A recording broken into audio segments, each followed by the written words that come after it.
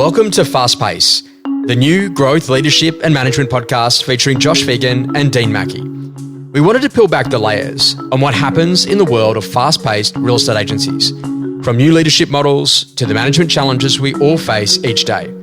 This is about a new era in the estate agency sector.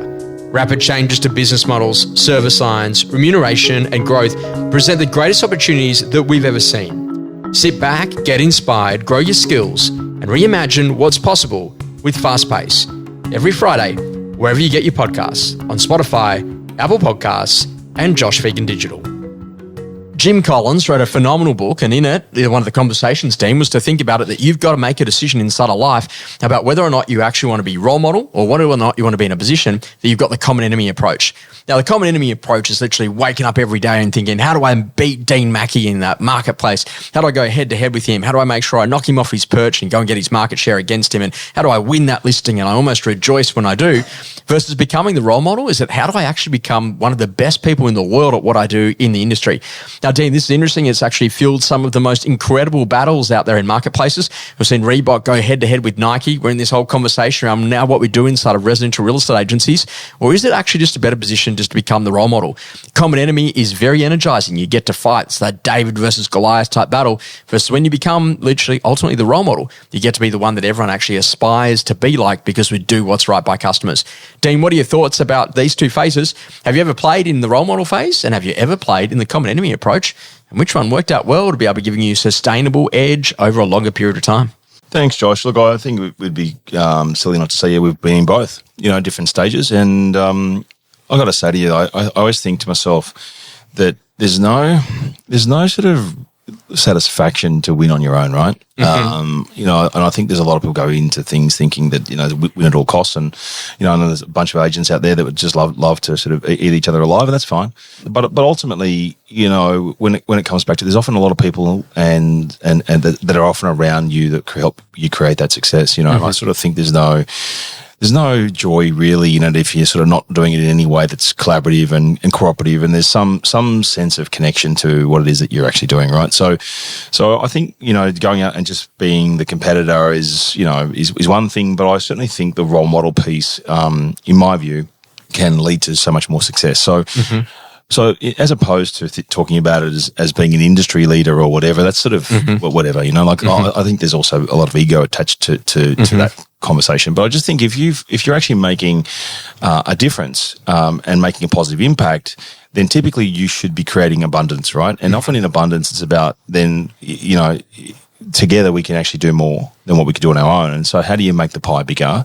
By working in a way in which adds value, right? Mm-hmm. And if you just have that mindset to your customers, to your business, to whatever, then typically I think you're going to be on the right path. Mm-hmm. And so I often think about it, even inside our business, and the way I've looked at it is if you want to take this as a thing, I reckon there are agencies out there that their agents compete with each other. Mm-hmm. Yeah. And there are some agencies that do that more than others, that say, hey, you can go and work in a silo. We're a silo-based business and you can just do your own thing, and you can do it in competition with not just our competitors but each other. Mm-hmm. And some franchises foster the same thing and have franchisees competing, right? So there's different fees. Yeah, so agents in the same office. Our industry it sets itself up inherently mm-hmm. for competition, mm-hmm. not alignment, mm-hmm. right? And the models themselves are not aligned because mm-hmm. people's interests aren't even aligned, right? Mm-hmm.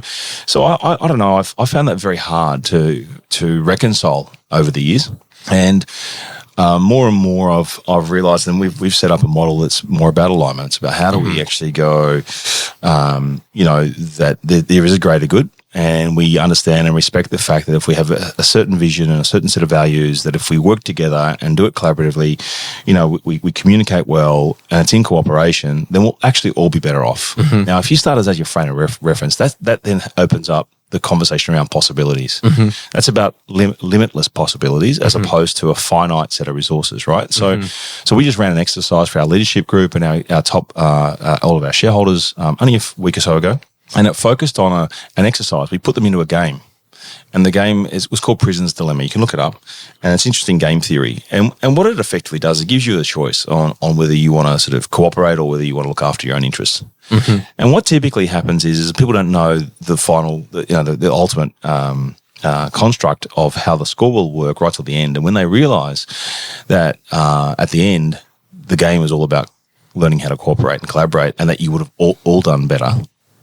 That when you don't do that, it's almost the opposite. The pie gets smaller and you both end up worse off, right? And in the process, you can also lose trust, and you start playing games where you have to feel like you got to win. And it's, for me, at all costs, not thinking about in any way how do you live in sync, how do you have any sort of sense of mutuality, and how do we actually get some benefit from each other. And I think that this conversation of role model versus competition, it's all about. It's about whether you've got an abundance mindset or a scarcity one, really. And so if I look at how this might play out inside my own organisation, we do have a set of guiding principles in our business that's designed to focus on the abundance piece, to focus on the fact that these are the communication guidelines on how we operate and how we respect each other, and this is why we do what we do and how we do it. And then we have shareholders in our business. So if you're in our organisation as a shareholder, one of the first things we'll say to you is, yeah, it's okay, you can put your money in and invest, and obviously you get all the benefits that go with that. But equally, the big part for us is that you need to demonstrate and role model the behaviours we want others to follow, because that in itself takes away a lot of the friction that exists in most real estate firms, where you've got principal competing with a contractor or an employee, and people not sharing information because they're worried that someone's going to take advantage of it, and some people choosing to use the systems and some people choosing not to, and it's really difficult to actually be successful in the industry. And our industry is terrible about it. We make it hard for ourselves because we don't actually come together and align. And when we do, it's very surface level, right?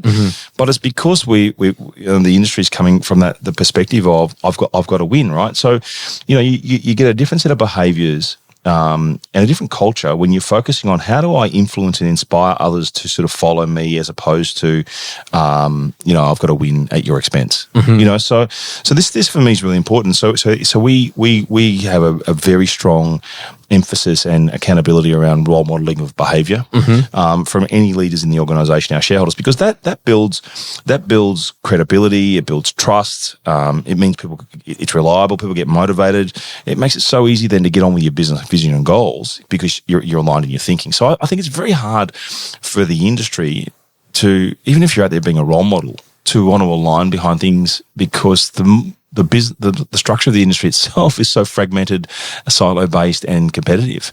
So I think inherently we've got a structure issue that's probably driving some of the way in which our industry is. So the whole win-lose scenario means that you've got conflict between often an individual or an office or an agent, and what the collective interest could be if, in fact, we got rid of all of that rubbish, right? So clearing out that, so if you're in competition, collaboration is a casualty. So even if you feel like you're out there being a role model, it's because you're actually probably out doing something pretty good, But both parties are going to be worse off if you're actually in competition, in my view. I mean, competition can be good to inspire you to actually get better and better and better. There's all of those sides of it. But I think there are better results for everyone, Josh, if when you're creating trust and mutual benefit and value for each other.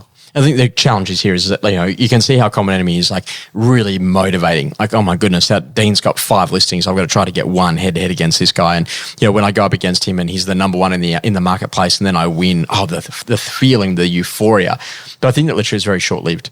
And I think that, once that kill has happened, so to speak, you then move yourself in a position that then you got to start thinking, well, actually, how do I become the best in the world at what I do? And that's not an ego level. It's not about the awards that I win. You can still be a phenomenal role model and not write the most amount of GCI inside of a business.